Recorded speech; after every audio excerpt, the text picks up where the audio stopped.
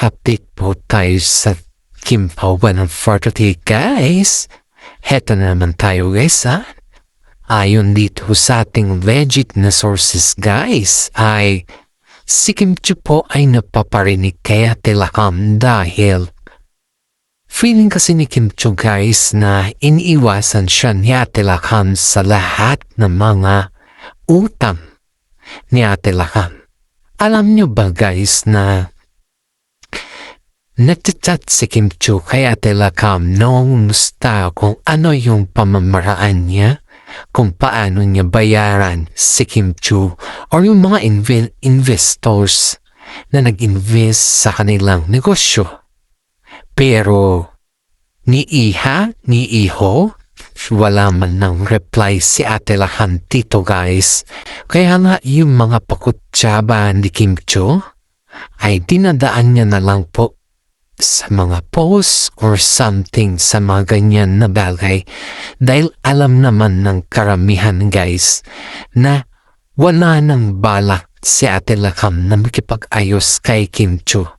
Sabi nga ng isang content creator guys na Christmas is forgive and forget and have peaceful mind. Yung magkaroon ba ng magkasundo for a short, pero paano mo naman kayo magkasundo na magkapatid kung mismo yung isa ay hindi naman nakikipag-usap? Sige nga, isipin mo ito guys dahil ang pinakamahirap sa lahat ay yung kapatid mo mismo ang siyang hindi na nakikipag-usap sa iyo dahil marami na siyang utang at hindi niya alam kung paano or kung gaano or kung saan ang kanilang mga mag-ayos, kung paano nila ayusin ang mga bagay-bagay na iyan guys. Sabi nga nito sa ating legit na sources guys ay pinaramdam ni Kim Chiu kay Ate Lakam na siya ay kaya niyang tumayo sa sarili niyang paa. Dahil dito guys ay nakaramdam si Ate Lakam ng paghihinayang or konsensya sa kanyang ginawa. Pero sa katunayan guys, hindi alam ni Kim Chiu kung paano niya i-approach si Ate Lakam kaya dinadaan niya na lang sa mga posts, sa mga critic posts, or sa mga bagay-bagay na alam niyang dun niya maiparamdam kay Ate Lakam na siya ay talagang galit na. Pero marami din mga netizen guys ang nagsasabi na buti na kaya ni Kim Chiu yung kanyang sitwasyon ngayon dahil nandyan naman po si Paolo na palaging nandyan tuwing may mga problema or sakuna si Kim Chiu. Kahit naman wala siyang problema or something na issues guys ay nandyan pa rin si Paolo para sa kanya. Diyan natin mapapatunayan na si Paolo guys ay napakabuting tao at hindi niya iniiwan si Kim Chiu sa ere. Kaya pasasalamat din ng mga ating fans kay Paolo Avellino dahil alam nila yung kanyang pusong mamon pagdating sa ganyan na problema kay Kim Chiu. Bago tayo mag-umpisa sa mga ibang updates guys, shoutout ko lang po yung mga senior citizen dyan na palaging nanonood sa atin. Maraming salamat po sa mga fans natin dyan, lalong-lalo na yung mga senior. Kayo po yung aking masugid na tagapanood po. Maraming salamat. Paki-like and share naman po yung ating updates for today. Dadako naman po tayo sa mga ibang issues na kung saan po guys ay engaged na ang dalawa.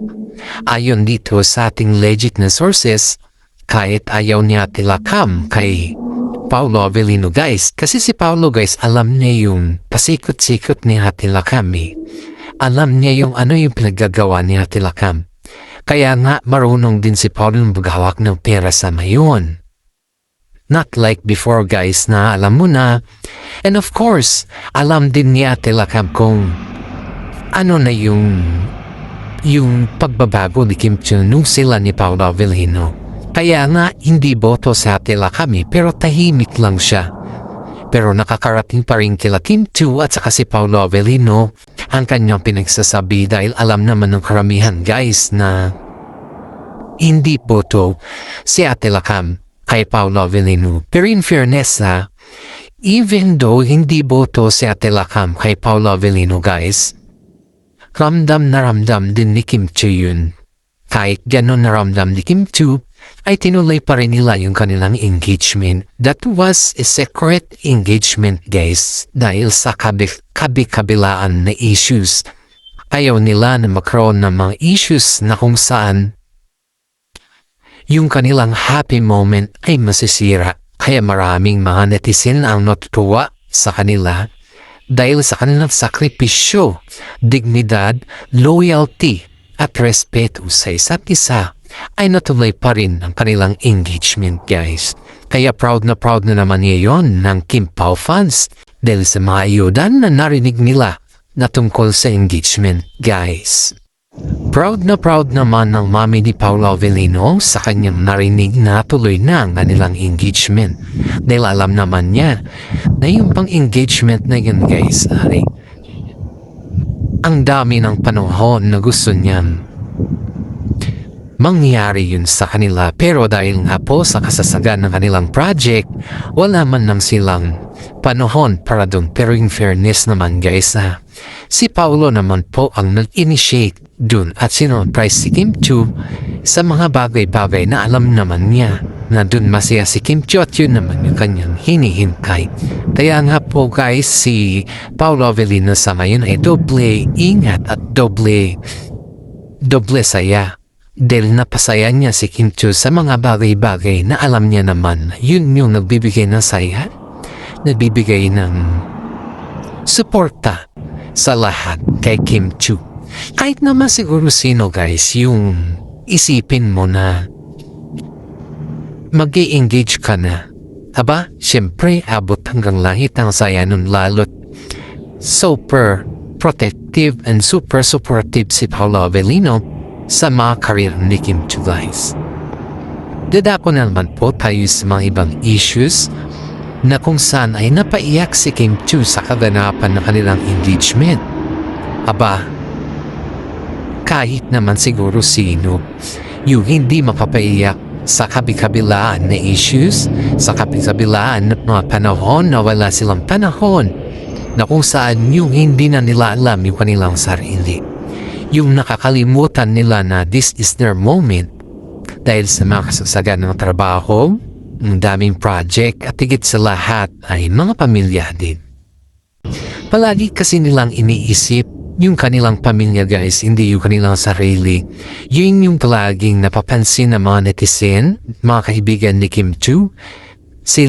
Dahil alam mo yung number one na iniisip ni Kim Chiu, yung mga kapatid niya guys, okay na yung sa kanya. Okay na masaya na siya basta naibigay niya na yung mga kailangan naman niya mga kapatid, mga pamangkin.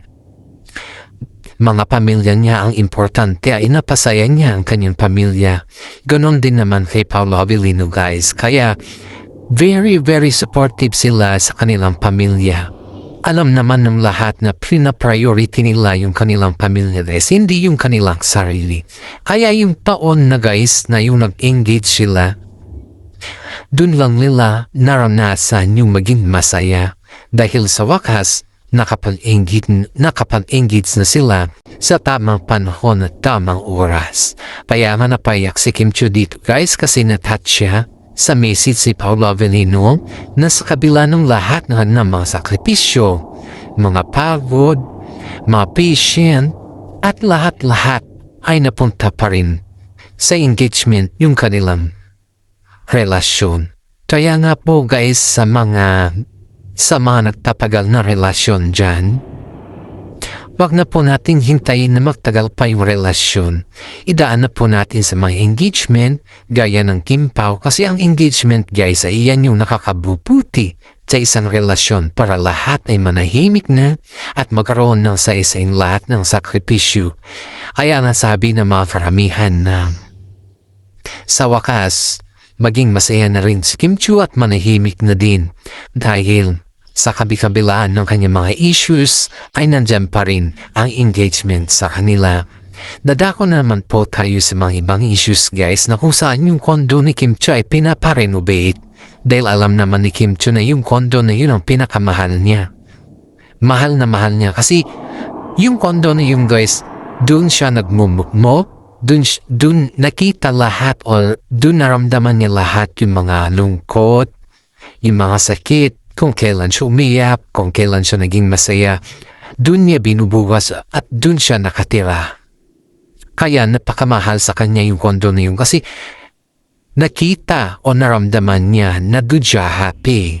Kasi wala naman nakakaalam na manungkot si Kim Cho kung hindi lang din naramdaman ng kanyang mga kaibigan at lalong-lalo na dun sa kondo, dun niya talaga pinaramdam ang lahat yung kalungkutan kasi naging isa siya dun eh. Alam lahat yun, kaya yung kondo na yun guys is have a sentimental value. Alam naman ng karamihan yun guys.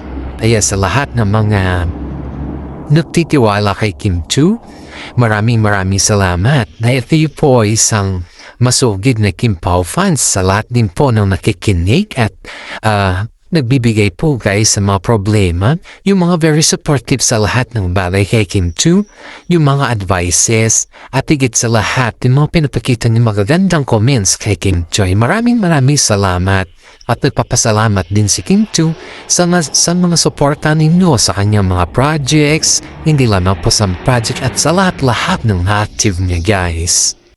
Kaya hanggang dito na lang po yung ating updates. Maraming salamat po sa inyo at paki-like and share naman po yung ating YouTube channel. Maraming salamat and always think positive. Pray to the God because 2026 is to be good to us everybody. At wag po tayong mag-isip ng mga negatibo kasi ang negatibo po ay nakakasama sa atin. God bless po sa ating lahat.